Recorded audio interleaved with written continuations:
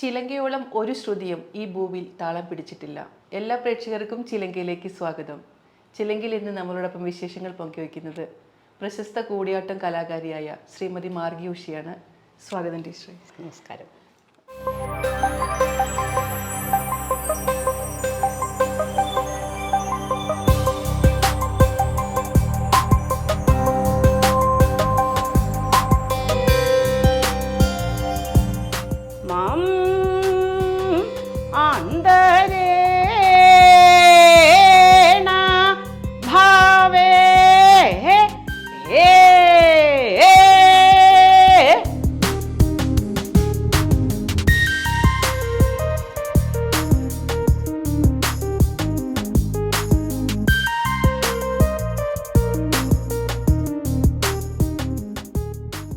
കലാമണ്ഡലത്തിന്റെ വളരെ അടുത്തായിരുന്നു വീട് അല്ലേ? കൊട്ടും പാട്ടും വാദ്യവും എല്ലാം വീട്ടിലേക്ക് കേൾക്കുന്ന ഒരു ദൂരം. അത്രയും ഇതാണോ കലയോടുള്ള ഒരു ഇഷ്ടം വരാൻ കാരണം? തീർച്ചയായിട്ടും അതെ, കലയോടുള്ള ഇഷ്ടം ഈ കൊട്ടും പാട്ടും തന്നെയാണ്. എനിക്ക് കൂടുതൽ ഇഷ്ടം കലയോട് തന്നെയാണ് ഇഷ്ടം. കൂടിയാട്ടത്തെ അറിഞ്ഞത് ഞാൻ കലാമണ്ഡലത്തിൽ പോയതിൻ്റെ ശേഷമാണ് അറിഞ്ഞത്. കലാമണ്ഡലത്തിന്റെ ഇത്ര അടുത്ത വീടുള്ള സമയത്ത് എങ്ങനെയായിരുന്നു ആ കുട്ടിക്കാലം? ഒരു പ്രത്യേക ഭംഗി തന്നെ ഉണ്ടാവുമല്ലോ ആ കുട്ടിക്കാലത്തിന്. അതെ, കുട്ടിക്കാലം എന്ന് വെച്ചിട്ടുണ്ടെങ്കിൽ പഠിക്കുന്ന സമയത്ത് തന്നെ ഈ കഥകളി, കൂടിയാട്ടത്തിന് അറിഞ്ഞുകൊണ്ടല്ല, ഡാൻസാണല്ലോ. പിന്നെ ഡാൻസും അതുപോലെ തുള്ളൽ അതൊക്കെ കുറച്ചൊക്കെ നല്ലോണം അറിയും. കാരണം പാട്ടൊക്കെ, പക്ഷെ കൂടിയാട്ടം അത്ര അങ്ങനെ അറിയില്ലായിരുന്നു സംഗതി. അപ്പോൾ ഇതൊക്കെ കേൾക്കുമ്പോൾ നമുക്ക് ഇത് പഠിക്കണം, അങ്ങനെ പോകണം. പിന്നെ സ്കൂൾ കലോത്സവത്തിനൊക്കെ ഉണ്ടാവുമല്ലോ, പക്ഷെ അന്നൊന്നും ഞാൻ പങ്കെടുത്തിട്ടില്ല. പക്ഷെ എനിക്കത് ഇഷ്ടമാണ് പങ്കെടുക്കുക. പക്ഷെ നമുക്ക് അത് അന്നത്തെ സാമ്പത്തികം നമുക്ക് ബുദ്ധിമുട്ട് വരുള്ളൂ. ഇപ്പോഴും സാമ്പത്തികത്തിൻ്റെ പ്രശ്നം അങ്ങനെ തന്നെയാണല്ലോ കുട്ടികൾക്കും വരുന്നത്. അപ്പോൾ അന്നൊന്നും അങ്ങനെ ഇതില്ല. ഉണ്ടെങ്കിലും ഞാൻ സ്റ്റേജിലൊക്കെ ചെയ്യുമായിരുന്നു, പിന്നെ ഡാൻസൊക്കെ ചെയ്യുമായിരുന്നു. പിന്നെ ഞാൻ ട്രഡീഷണലായിട്ട് പഠിച്ചത് കലാമണ്ഡലത്തിൽ ചേർന്നതിൻ്റെ ശേഷം ഭരതനാട്യം മോഹിനിയാട്ടമൊക്കെ ഞാൻ അവിടെ തന്നെ പഠിച്ചിട്ടുണ്ട്. ടീച്ചർ, അതായത് കലാമണ്ഡലം ലീലാമ്മ ടീച്ചറുടെ അടുത്താണ് ഞാൻ പഠിച്ചിരുന്നത്. അന്ന് കൂടിയാട്ടത്തിന് അത്ര പ്രസക്തി ഉണ്ടായിരുന്നില്ല അല്ലേ? അന്ന് കൂടിയാട്ടത്തിന് പ്രസക്തി വരണേ ഉള്ളൂ. കാരണം പണ്ട് മുതൽക്കേ കൂടിയാട്ടം ഒരു ചാക്യാർ നമ്പ്യാർ സമുദായക്കാരുടെ കുലത്തൊഴിലായിരുന്നല്ലോ. അപ്പോൾ അവർക്ക് മാത്രം അമ്പലങ്ങളിൽ മാത്രമേ ഉണ്ടായിരുന്നുള്ളൂ. പിന്നെ പൈങ്കുളം സാർവഭൗമൻ ശ്രീ രാമചാക്യാരാശാനാണ്, അതായത് എൻ്റെ ഗുരുനാഥന്മാരുടെ ഗുരുനാഥനാണ് അദ്ദേഹമാണ് കലാമണ്ഡലത്തിൽ 1965 കാലഘട്ടത്തിൽ കൊണ്ടുവന്നത്. അതിനുശേഷമാണ് ഈ പഠനം അവിടെ തുടങ്ങിയത്. അപ്പോൾ അതിനുശേഷം മറ്റുള്ള ജാതി മത ഭേദമെന്നെ എല്ലാവർക്കും പഠിക്കാനുള്ളൊരു സാഹചര്യം. അങ്ങനെയാണ് എനിക്കും പഠിക്കാൻ പറ്റിയത്. അല്ലെങ്കിൽ കൂടിയായിട്ട് എനിക്ക് പഠിക്കാൻ പറ്റില്ല. കാരണം അമ്പലങ്ങളിൽ മാത്രമല്ലേ അവിടെ അടിയന്തരമായിട്ട് ചെയ്യണു, അവിടെ അത് നമുക്ക് പറ്റില്ലല്ലോ. കൂടിയാട്ടത്തിന്റെ കൂടെ അന്ന് കലാമണ്ഡലത്തിൽ എന്തൊക്കെ കലകൾ പഠിച്ചു? ഞാനന്ന് മോഹിനിയാട്ടം ഭരതനാട്യം പഠിച്ചു കൂടെ. അതുവരെ ഞാൻ അല്ല, സബ്ബായിട്ടല്ല, നമുക്ക് സബ് സാഹിത്യമായിരുന്നു. അപ്പൊ പക്ഷെ എങ്കിലും ഞാൻ ശനി ഞായറും എന്താ പറയുക, കലാമണ്ഡലം ലീലാമ്മ ടീച്ചറുടെ കീഴിൽ ഭരതനാട്യം മോഹിനിയാട്ടം പഠിച്ചു. ഞാൻ അതുപോലെ അഭ്യസിച്ചിരുന്നു, കുട്ടികളെ അഭ്യസിപ്പിച്ചിരുന്നു അന്ന് തന്നെ, ആ സമയത്തിന്. കാരണം ഇഷ്ടത്തോട് കൂടിയിട്ടാണല്ലോ ഇത് ചെയ്യുന്നത്. അപ്പോൾ പിന്നെ അത് എനിക്ക് നല്ല താല്പര്യം തോന്നിയിരുന്നു. പിന്നെ പഠനം, ഹയർ എഡ്യൂക്കേഷൻ ഒന്നും അങ്ങനെയായിട്ട് ഞാൻ പോയിട്ടില്ല. അതായിട്ട് ഇപ്പോൾ 10ാം ക്ലാസ് വരെ പഠിച്ചു. പിന്നെ അതിന് ശേഷം ഞാൻ ഹിന്ദിയുടെയും ടൈപ്പ് റൈറ്റിങ്ങിൻ്റെയും അങ്ങനെയുള്ള കോഴ്സിലും പോയി. പിന്നെ കൂടിയാട്ടത്തിലേക്ക് പോയി. അങ്ങനെ പോയി. ഒരുപാട് വലിയ പങ്ക് വഹിച്ചിട്ടുണ്ടാവല്ലോ ഗുരുക്കന്മാരെ കുറിച്ചെന്ന് പറയും. എനിക്ക് എൻ്റെ ഗുരുക്കന്മാരിൽ പ്രധാനമായിട്ട് പറയാനുള്ളത്, ഞാൻ ഈ കൂടിയാട്ടത്തിലേക്ക് തിരഞ്ഞെടുക്കാനായിട്ട് കാര്യം, എൻ്റെ ഇപ്പോൾ ജീവിച്ചിരിപ്പോൾ അടുത്ത കാലത്ത് കഴിഞ്ഞ മാസത്തിലാണ് അദ്ദേഹം നമ്മളെ വിട്ടുപിരിഞ്ഞു പോയത്. പത്മശ്രീ പാണിവാദ തിലകൻ നാരായണ നമ്പ്യാരാശാനാണ്. അദ്ദേഹമാണ് എന്നെ കൂടിയാട്ട രംഗത്തിലേക്ക് കൊണ്ടുവന്നത്. പിന്നെ അദ്ദേഹത്തിൻ്റെ അച്ഛനാണ് എനിക്ക്, അതായത് ഞാൻ അദ്ദേഹത്തിൻ്റെ മുത്തശ്ശൻ എന്നാ പറയാറ്, മുത്തശ്ശന് ദക്ഷിണ വെച്ചിട്ടാണ് ഞാൻ കലാമണ്ഡലത്തിൽ ഞാൻ ചേർന്നതും. അതുപോലെ എനിക്ക് പിന്നെയുള്ളത് ആശാൻ പത്മശ്രീ ശിവൻ നമ്പൂരി ആശാൻ, അതുപോലെ രാമചാക്യാരാശാൻ, കലാമണ്ഡലം രാമചാക്യാരാശാൻ, അതുപോലെ കലാമണ്ഡലം ഗിരിജാദേവി, കലാമണ്ഡലം ശൈലജ, അങ്ങനെയുള്ളവരാണ് എൻ്റെ ഗുരുനാഥന്മാർ. പിന്നെ അവിടെ നിന്ന് ഇങ്ങോട്ട് കടന്ന അവിടുത്തെ കലാമണ്ഡലത്തിലത്തെ ആശാന്മാരും ആരാണ്. പിന്നെ ഇവിടെ തിരുവനന്തപുരത്ത് എത്തിയപ്പോൾ എനിക്ക് പത്മശ്രീ മുഴുക്കുളം കൊച്ചുകുട്ടച്ചേക്കരാശാണ്. ഹയർ സ്റ്റഡി എന്ന് പറഞ്ഞ പോലെ മാർഗി ഒരു ഹയർ സ്റ്റഡി അത് കാരണം നമ്മളവിടെ അക്ഷരാഭ്യാസം പഠിച്ചു. കലാമണ്ഡലത്തിൽ നമുക്കൊന്നും എന്താ വെച്ചിട്ടുണ്ടെങ്കിൽ എല്ലാ കാര്യങ്ങളും നമുക്ക് അറിവോട് കൂടി തരും വെച്ചാൽ എല്ലാം നമുക്ക് പഠിക്കാം. അപ്പോൾ നമുക്ക് ചിട്ടയോട് കൂടി തരും. മറ്റതൊക്കെ ഈ എന്താ പറയുക റിച്വലായിട്ട് ചെയ്യുന്നൊരു സമ്പ്രദായമല്ലേ ഉള്ളൂ. അപ്പോൾ ഓരോ ഗുരുകുലങ്ങളിലും ഓരോ സമ്പ്രദായങ്ങളിൽ. പക്ഷെ അത് കോമൺ ആയിട്ടൊരു അക്കാഡമി ലെവലിൽ കലാമണ്ഡലത്തിൽ നമുക്ക് ടെക്സ്റ്റ് കിട്ടി. അത് നമ്മുടെ ആശാൻ്റെ പയങ്കളം നമ്മുടെ ഗുരുനാഥന്മാരുടെ ഗുരുനാഥനല്ലേ ആശാനാണ് ഇതിൻ്റെ ഒരു ചിട്ട. ഇന്നത് വേണം, ഇന്ന താളം വേണം. അദ്ദേഹത്തിനോടൊപ്പം തന്നെ നമ്മുടെ കൊട്ടിന് മിഴാവിന് നാരായണ നമ്പ്യാരാശാനും. ഞാൻ നമ്പ്യാരാശാനേ പറയുള്ളൂ, നാരായണ നമ്പ്യാരാശാൻ എന്ന് പറയാമല്ലോ, നമ്പ്യാരാശാനേ പറയുള്ളൂ. കലാമണ്ഡലത്തിന്റെ പഠനത്തിന് ശേഷം മാർഗിയിലേക്കുള്ള ക്ഷണം വന്നു അല്ലെ? അതെ, മാർഗി സതി ടീച്ചർ. അതെ. അത് എങ്ങനെയായിരുന്നു മാർഗി സതി ടീച്ചർ? ഞാനും സതി ചേച്ചി എന്ന് പറഞ്ഞാൽ സതീർത്ഥന്മാരായിട്ടുള്ള അത് സതീർത്ഥിയാണ്. കുറച്ച് ഞങ്ങൾ ഒന്നിച്ച് എൻ്റെ വീടും സതി ടീച്ചറെ ഇല്ലും അടുത്തടുത്ത് തന്നെയാണ്. പിന്നെ ഞങ്ങളുടെ തട്ടകത്ത്, അതായത് നമ്മൾ തട്ടകത്ത് എന്ന് പറഞ്ഞാൽ നമ്മുടെ ദേശത്തെ ശാന്തി ചെയ്തിരുന്നത് സതി ടീച്ചർ അച്ഛനായിരുന്നു. പിന്നെ മാത്രമല്ല ഞങ്ങൾ എൻ്റെ സതി ടീച്ചർ അനിയൻ എൻ്റെ കൂടെ പഠിച്ച കുട്ടിയാണ്. ഞങ്ങൾ ഒന്നിച്ചു ഒരേ ക്ലാസ്സിൽ പഠിച്ച ആൾക്കാരാണ്. പിന്നെ നമ്മൾ കുടുംബപരമായിട്ട് നല്ല കണക്ഷനുള്ള കൂട്ടുകാരാണ്. അപ്പോൾ സതി ചേച്ചി പിന്നെ എൻ്റെ സീനിയറായിട്ട് പഠിച്ചു, അല്ല കലാമണ്ഡലത്തിൽ പഠിച്ചു. അപ്പോൾ തിരുവനന്തപുരത്തേക്ക് വന്നിരുന്നു.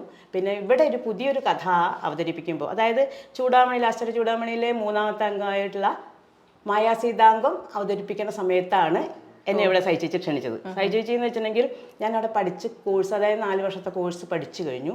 പിന്നെ അവിടെ തന്നെ കണ്ടിന്യൂസ് ആയിട്ട് നമുക്കൊരു വർഷം കിട്ടും. അത് ഡിപ്ലോമ കോഴ്സ്, അതായത് പോസ്റ്റ് ഡിപ്ലോമ എന്ന് പറഞ്ഞിട്ട് അതോടുകൂടി സ്കോളർഷിപ്പ് PG പോലെ അങ്ങനെയൊക്കെ രണ്ടും. പിന്നെ സ്കോളർഷിപ്പും പഠിച്ചു അവിടെ. അത് കോഴ്സ് കഴിയലും സതി ചേച്ചി എന്നെ ക്ഷണിക്കലും ഒക്കെ ഒപ്പമായിരുന്നു. മാർഗിയിലേക്ക് ഇങ്ങനെ ഒരു ആവശ്യമുണ്ട്, ഒരു വേഷം ചെയ്യാനാണ്. അപ്പോൾ ഇവിടുത്തെ അധികാരികൾ ക്ഷണിച്ചിരുന്നു, വന്ന് ഇൻ്റർവ്യൂ ഒക്കെ ചെയ്യണം എന്നൊക്കെ പറഞ്ഞു.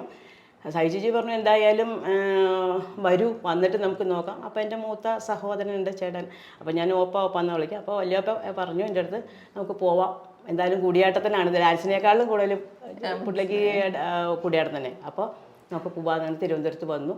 തിരുവനന്തപുരത്ത് വന്നപ്പോൾ ഇൻ്റർവ്യൂ എന്ന് പറഞ്ഞാൽ നമ്മളെങ്ങനെയാണ് എന്തൊക്കെയാണെന്നുള്ളതൊക്കെ ചോദിക്കുമല്ലോ. പഠനത്തിനെ കുറിച്ച് ചോദിച്ചപ്പോൾ അങ്ങനെ പറഞ്ഞു.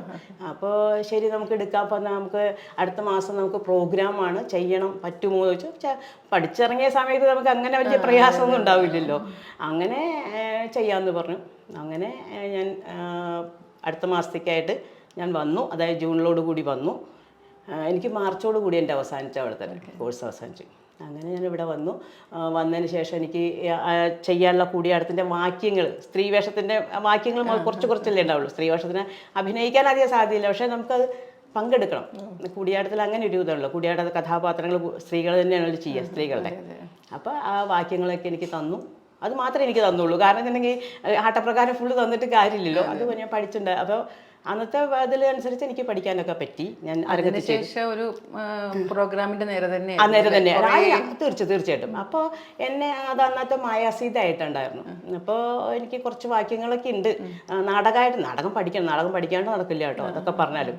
അപ്പം അങ്ങനെ നാടകത്തിൻ്റെ ഓരോരുത്തരെ അങ്ങനെ നാടകമൊക്കെ പഠിച്ചു, അരങ്ങത്ത് വന്നു, ചെയ്തു. അപ്പോൾ എന്തോ മാർഗിയിൽ എല്ലാവർക്കും ഇഷ്ടപ്പെട്ടു.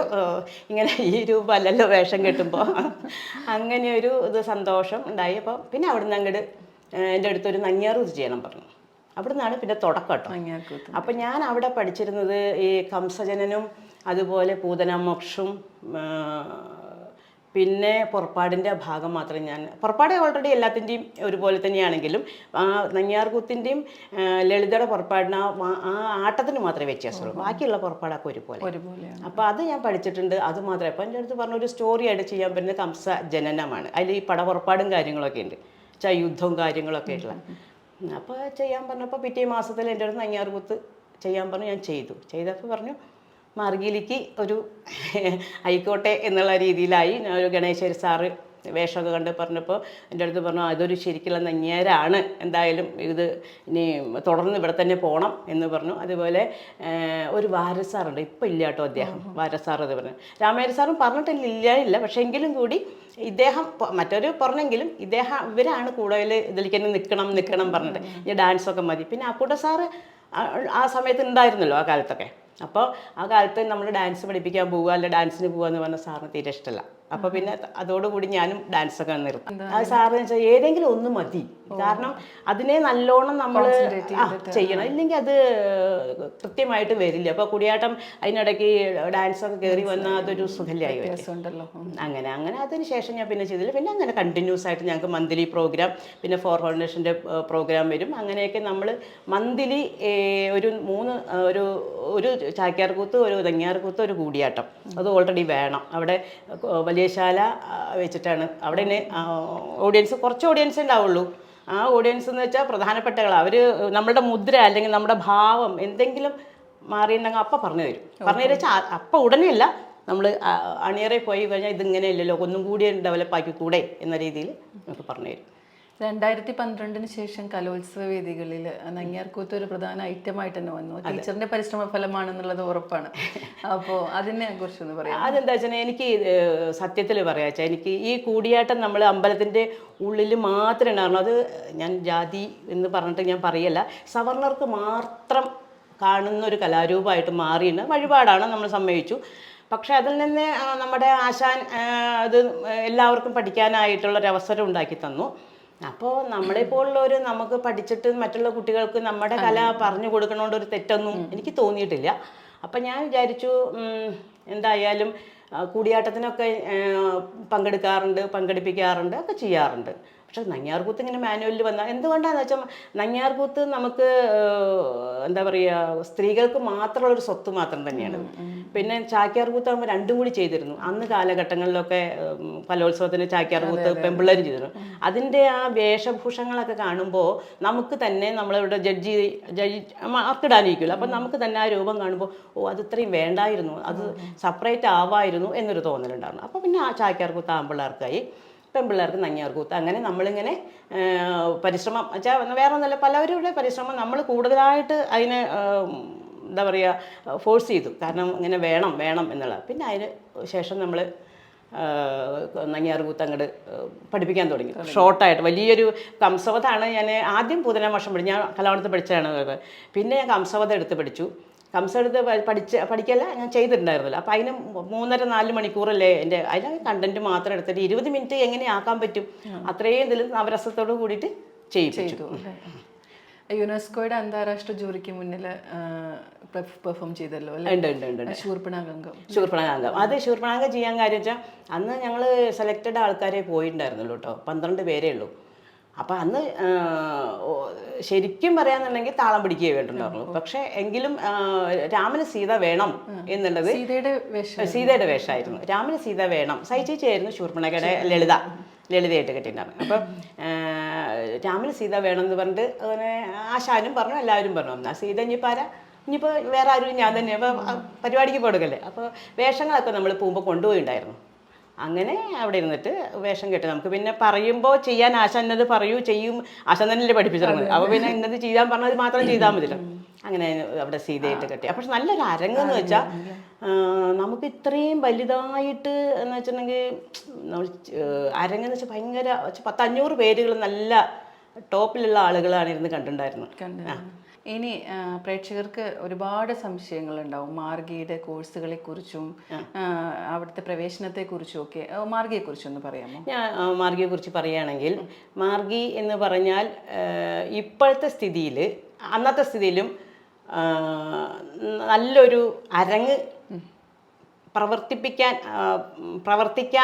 പ്രവർത്തിപ്പിക്കാനും ഉള്ളൊരു സ്ഥാപനമാണ് മാർഗി. മാർഗി എന്ന് പറഞ്ഞാൽ തന്നെ ഒരു വഴിയാണ്. നമുക്കൊരു എവിടെയെങ്കിലും ഒരു പോയിന്റ് ഇട്ടാൽ ആ പോയിന്റിൽ നമുക്ക് റൗണ്ട് ആവാം, സ്ക്വയർ ആവാം, ത്രികോണം, അങ്ങനെ ഏത് വഴി നമുക്ക് പോവാം. പക്ഷെ നമ്മളതിൽ കറക്റ്റായിട്ട് ലാൻഡ് ചെയ്യണം, കറക്റ്റായിട്ട് അത് നിൽക്കണം.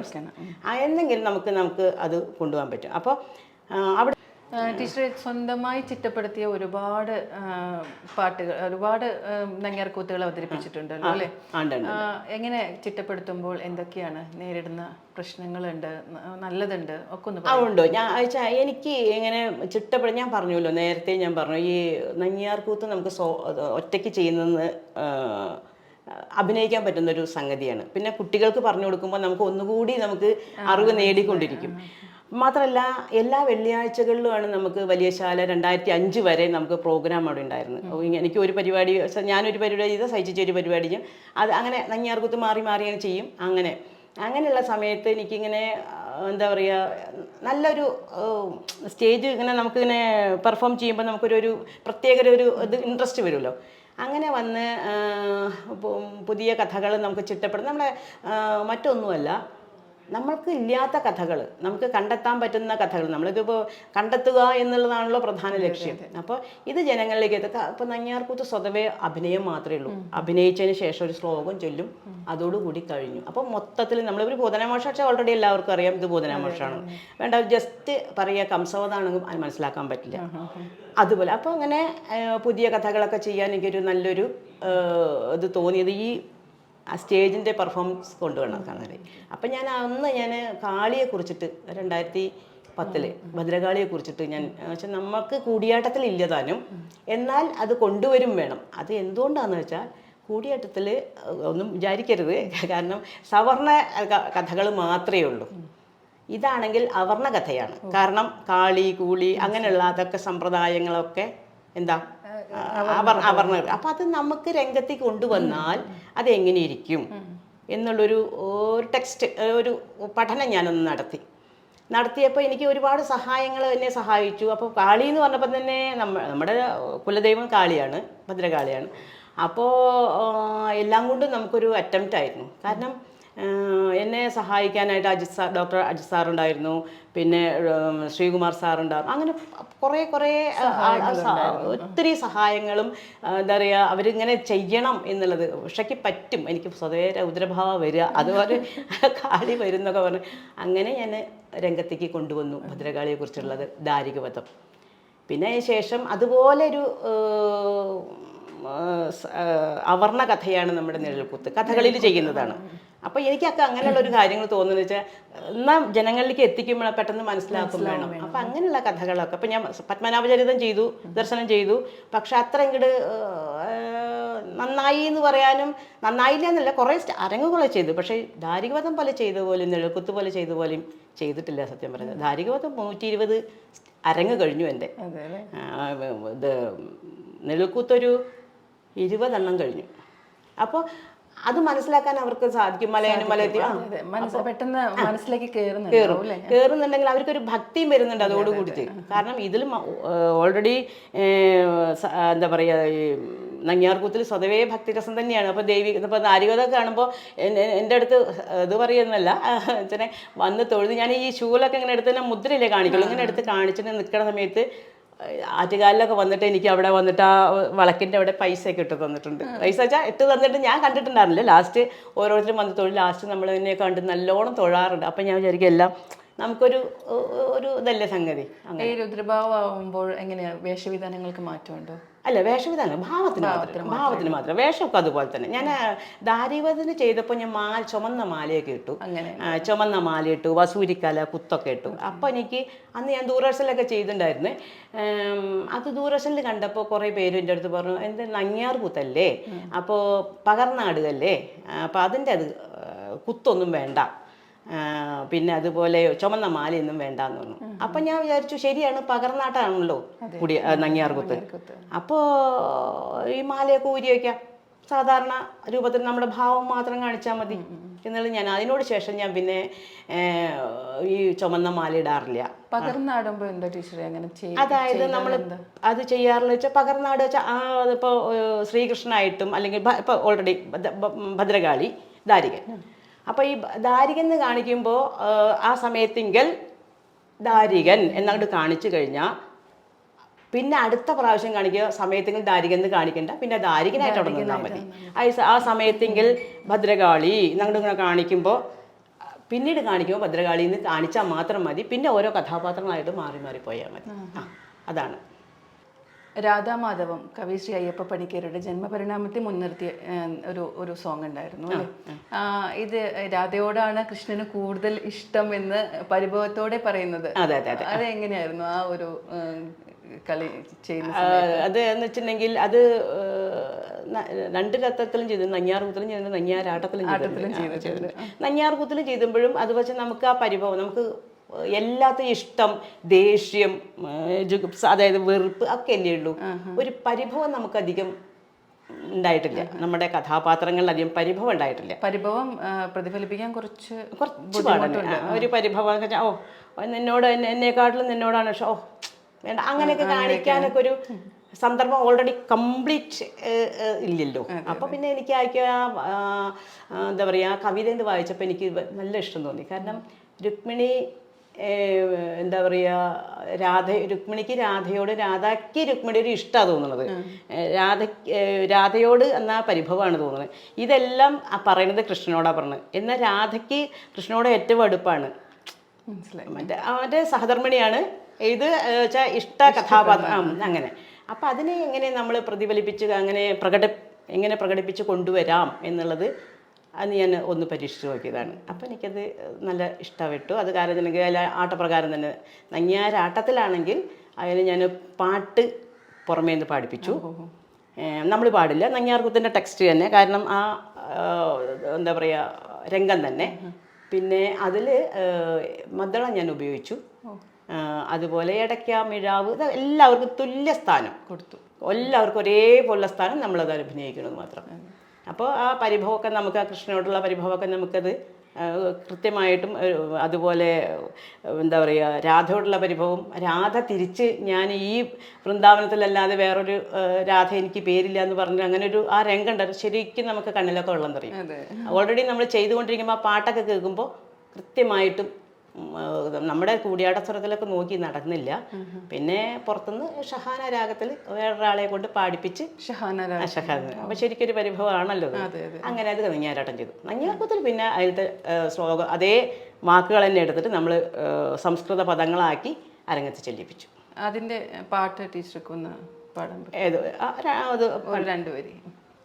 രുക്മിണി കൃഷ്ണനോടിങ്ങനെയോതുന്നു കഷ്ടം ഭഗവാനേ നിന്റെ കാര്യം. ഇങ്ങനെ അത് ആവർത്തിച്ച് 2 തവണ പാടും. എന്നിട്ട് പിന്നെ വീണ്ടും പിന്നെ അതിൻ്റെ അർത്ഥം അങ്ങോട്ട് കാണിക്കും. അപ്പോൾ വെച്ചാൽ ഇതിനേക്കാളും നല്ല രീതിയിൽ പാടിട്ടുണ്ട്. നമുക്ക് കൂടിയാട്ടത്തിൻ്റെ സ്വരേ വരുള്ളൂ, അത് വേറെ കാര്യം. അതുപോലെ അവർ ചെല്ലുമ്പോൾ നമുക്ക് അതുപോലെ നമുക്ക് അഭിനയിക്കാൻ പറ്റും. അതുപോലെ ദാരികവധം, ആ ദാരികവധത്തിൻ്റെതും കൂടി ഒരു 2 പാട്ട് വരി പാടിയിട്ടുണ്ട്. അത് ദാരികവധത്തിൽ അത് നങ്ങ്യാർകൂത്തായിട്ടുണ്ട്. അപ്പോൾ അതിൻ്റെ ഒരു ശ്ലോകം അത് ചെയ്തിട്ട് അവസാനിപ്പിക്കുന്ന ഒരു ശ്ലോകമുണ്ട്. ഇപ്പോൾ ഒരു സ്വതവേ നമ്മൾ ഭക്തിരസം അവിടെ വരുന്നുണ്ടെങ്കിലും അതിൽ ചെയ്തിട്ട് ലാസ്റ്റ് ഭാഗത്തിൽ കാണിച്ചു തരാം.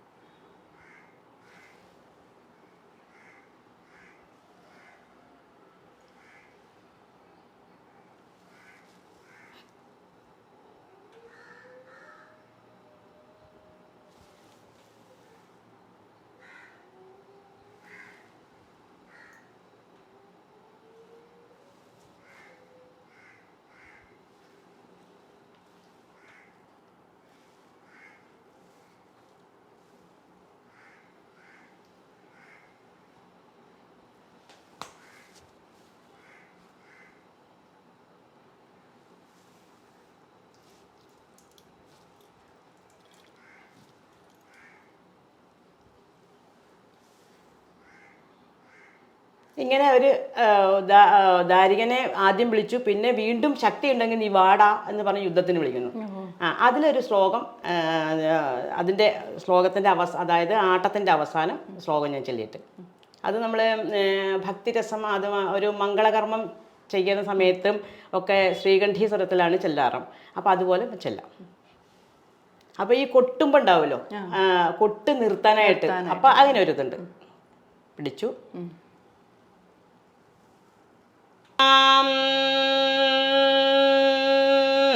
വേദാള കണ്ഠസ്ഥിതാം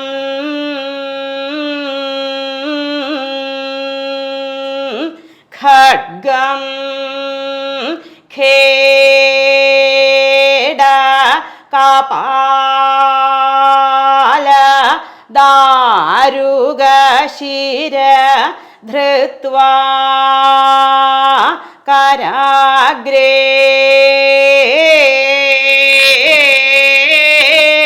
ശുച ഭൂതപ്രേത പിശാച മാതൃസഹിതം മുണ്ടസ്രജാലാം കൃതം വന്ദേ ദുഷ്ടവസൂരികാദി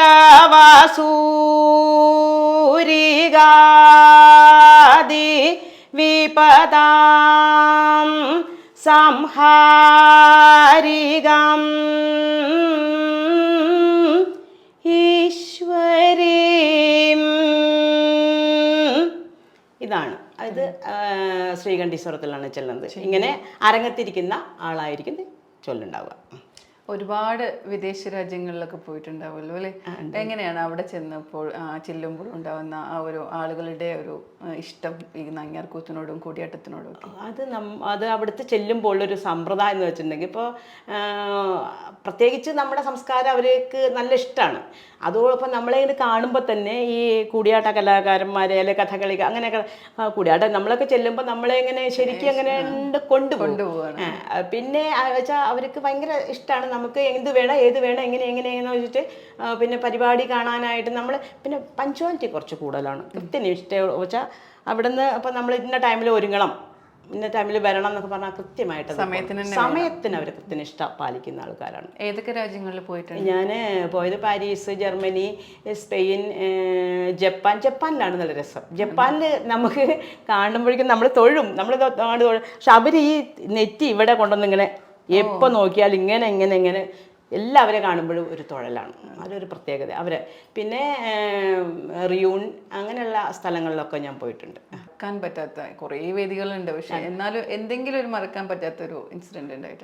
അതെന്താ വെച്ചാൽ എനിക്ക് യുനെസ്കോയുടെ ഇതാണ്. കാരണം നമ്മൾ ഒരുപാട് ആളുകളെയും വേദികളും നമ്മൾ പങ്കിട്ടിട്ടുണ്ട് ഇഷ്ടംമാതിരി. പക്ഷെ എന്നെക്കാളും മുതിർന്നുണ്ട്. പക്ഷെ എൻ്റെ ഇഷ്ടത്തിന് എന്ന് വെച്ചിട്ടുണ്ടെങ്കിൽ ആ വേദിയിൽ ഞാനും സഹിച്ചൊക്കെ എല്ലാവരും വേഷം കെട്ടിയിട്ടുണ്ടെങ്കിലും ശുർമാതിൽ എല്ലാവരും വേഷം കെട്ടിയില്ല. പക്ഷെ 2 സ്ത്രീ വേഷം ഞങ്ങൾ 2 പേരും വേഷം കെട്ടിയിട്ടുണ്ട്. അപ്പോൾ ഈ ഗ്ലാസ്സിലൂടെ ഓരോരുത്തർക്കും ഓരോ ഇതുള്ള അപ്പോൾ അങ്ങനെ ഞങ്ങൾ 2 പേരും ഇങ്ങനെ വന്ന് നോക്കുമായിരുന്നു. നോക്കും മാത്രമല്ല അവിടെ ചെന്ന് അവതരിപ്പിച്ച് കഴിഞ്ഞിട്ട് ഞങ്ങളോട് എന്താ പറയുക ഭയങ്കര ഒരു ഇഷ്ടമായിരുന്നു.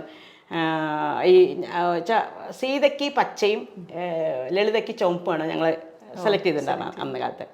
അപ്പോൾ ഈ പച്ച ഈ ഡ്രസ്സ് എടുത്തിട്ട് ഇത് വെരി ബ്യൂട്ടിഫുൾ എന്നൊക്കെ പറയും. അപ്പം നമ്മൾ ബ്യൂട്ടിഫുൾ എന്ന് പറഞ്ഞാൽ അറിയും അത് നമുക്ക് അറിയാവുന്ന വേർഡാണ്, മറ്റുള്ള വേർഡൊന്നും നമുക്കറിയില്ല.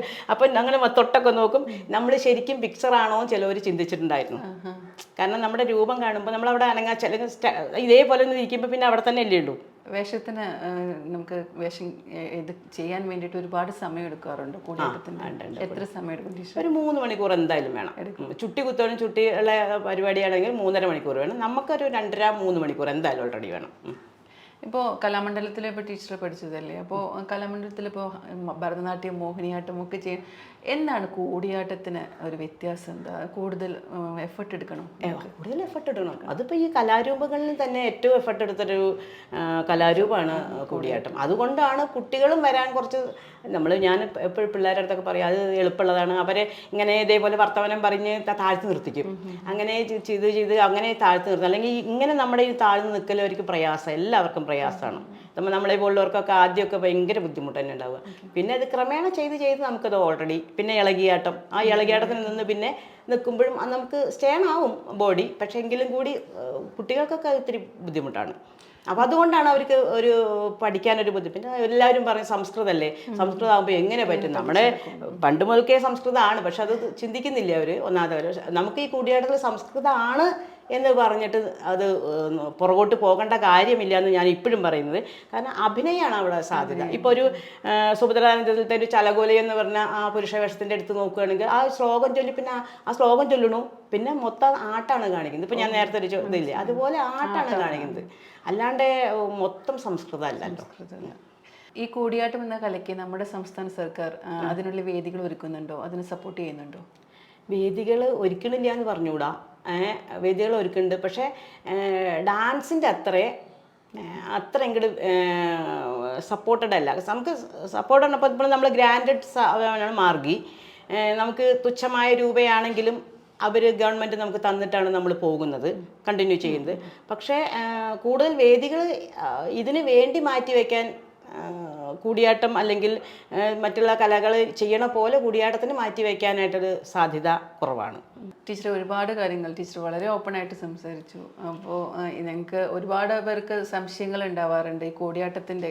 മോഹിനിയാട്ടവും ഭരതനാട്യമൊക്കെ നമ്മൾ കേൾക്കുന്നതാണല്ലോ, പക്ഷേ കൂടിയാട്ടത്തെക്കുറിച്ചും മാർഗിയെക്കുറിച്ചൊക്കെ ഒരുപാട് പേർക്ക് അറിയണം എന്ന് ആഗ്രഹിക്കുന്നവരുണ്ടാവും. അത് ഞങ്ങൾക്ക് കിട്ടി, വളരെ സന്തോഷം.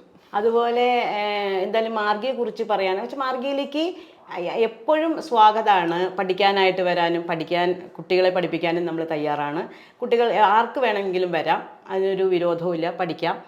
അതുപോലെ ഇങ്ങനെ ഒരു സന്ദർഭത്തിൽ, അതായത് ഇതിൽ എനിക്കിങ്ങനെ ഒരു പറയാനായിട്ട് ഇങ്ങനെ അവസരം തന്നതിൽ ഏറ്റവും സന്തോഷം. ഇത് കേട്ടിരിക്കുന്ന പ്രേക്ഷകരും സന്തോഷത്തോടു കൂടി ഇരിക്കുന്നു ഞാൻ വിചാരിക്കുന്നു. സന്തോഷം. ചിലങ്കയുടെ അടുത്തൊരു എപ്പിസോഡിൽ കാണുന്നത് വരെ this is Ramya Gayathri signing of.